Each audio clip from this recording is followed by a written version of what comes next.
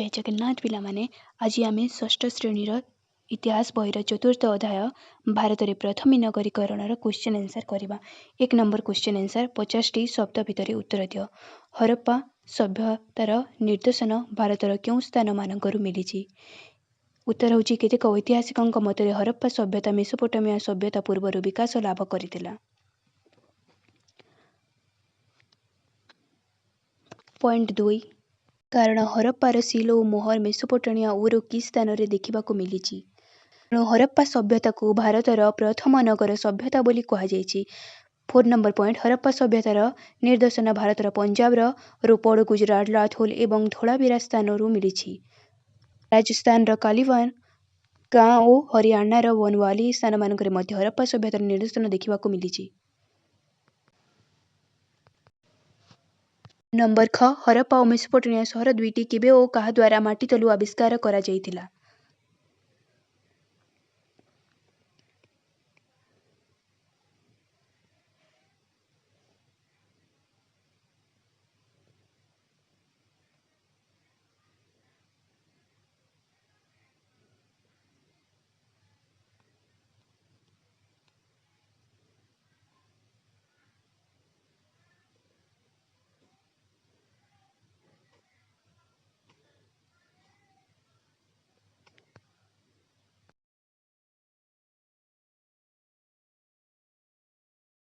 Number ग हरप्पा सभ्यता को काहींकि भारतर प्रथम नगर सभ्यता कहती।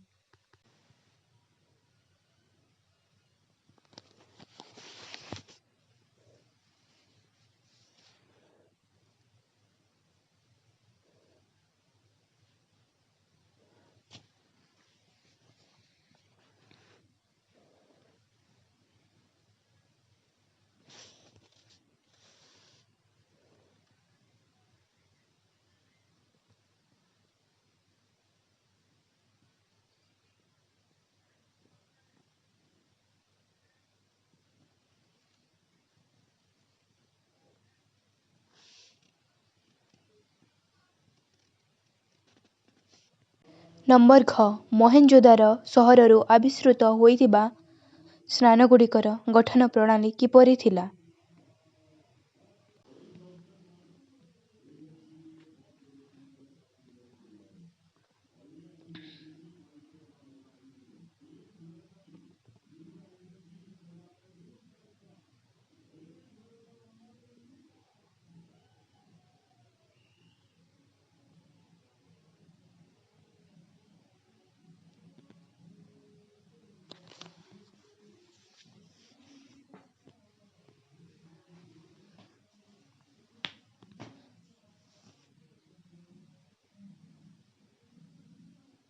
नंबर 1 हरप्पा नगरर गठन प्रणाली संपर्क में लेख।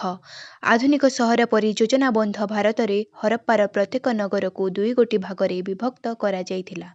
प्रथम भागटी उच्च स्थान और चारिपटरे प्राचीर घेरी रहिथिबारु एहा दुर्ग परि सुरक्षित थिला। एही स्थान में शासक राज कर्मचारी माने धर्मयाजक और बणिक माने वास करुथिले।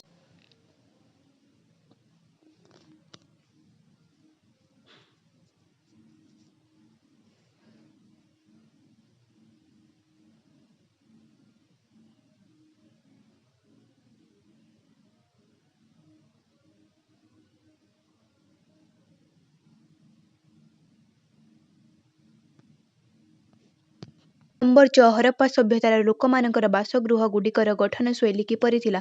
हरप्पा सभ्यतार लोकमानकर बासगृह गुड़िक रास्तार उभय पार्श्व योजना अनुसार निर्मित होइतिला।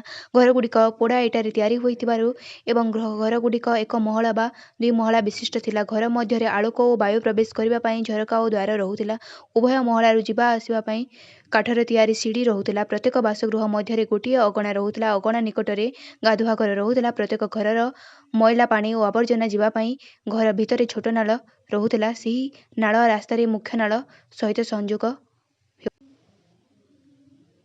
6 मोहेंजोदारो ठारे आविष्कृत स्नानागारर निर्माण शैली किपरि थिला। मोहेंजोदारो ठारे आविष्कृत स्नानागारर आयतकार विशिष्ट थिला। एहार लंब 55 मीटर, प्रस्थ 33 मीटर और गभीरता 8 मीटर ଉକ୍ତ ସ୍ନାନାଗାରର କାନ୍ଥ ଓ ପାହାଚଗୁଡ଼ିକ ପୋଡ଼ା ଇଟାରେ ତିଆରି ହୋଇଥିବା ଏବଂ ପାହାଚଗୁଡ଼ିକ ଜଳରେ ତଳଭାଗ ପର୍ଯ୍ୟନ୍ତ ଲମ୍ବିଥିଲା ଏବଂ ଓସାରିଆ ଥିଲା। ସ୍ନାନାଗାର ଉପରି ଭାଗରେ ଏକ କୂଅ ରହିଥିଲା। ଏହି କୂଅରେ ଜଳ ନଳ ସାହାଯ୍ୟରେ ପୁଣି କରାଯାଉଥିଲା। ଏପରିକି ଏଥିରୁ ଜଳ ନିଷ୍କାସନର ସୁବ୍ୟବସ୍ଥା ମଧ୍ୟ ଥିଲା। ନମ୍ବର ଜ. ହରପ୍ପା ଠାରେ ଥିବା ଶସ୍ୟ ଭଣ୍ଡାର ବିଷୟରେ ଧାରଣା ଦିଅ।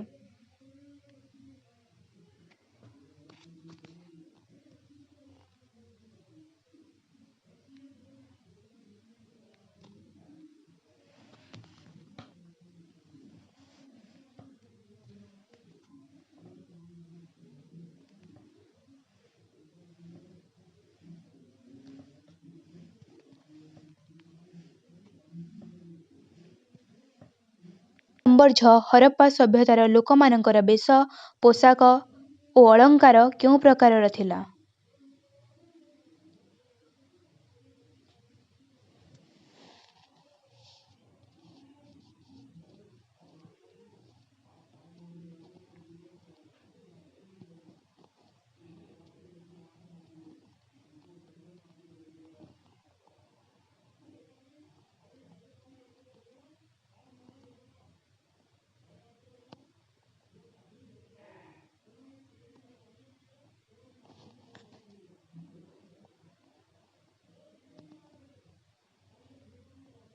ନମ୍ବର ନ୍ୟ. ହରପ୍ପା ସଭ୍ୟତାର ଲୋକମାନେ ମାଟି ଶିଳ୍ପ ଓ ଧାତୁ ଶିଳ୍ପରେ ନିପୁଣ ଥିଲେ ବୋଲି କିପରି ଜଣାପଡ଼େ?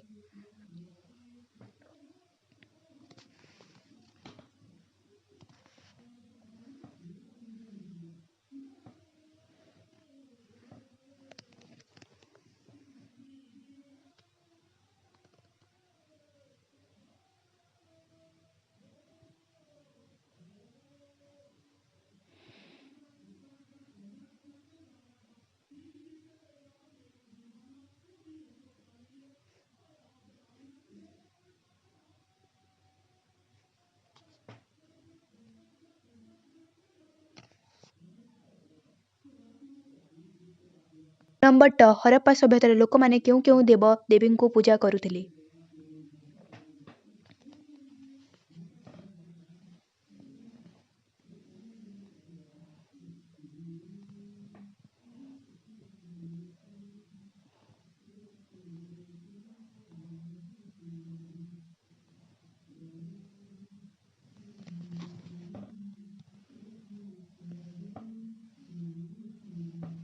ଠ. ହରପ୍ପା ସଭ୍ୟତାର ପତନ କାରଣଗୁଡ଼ିକ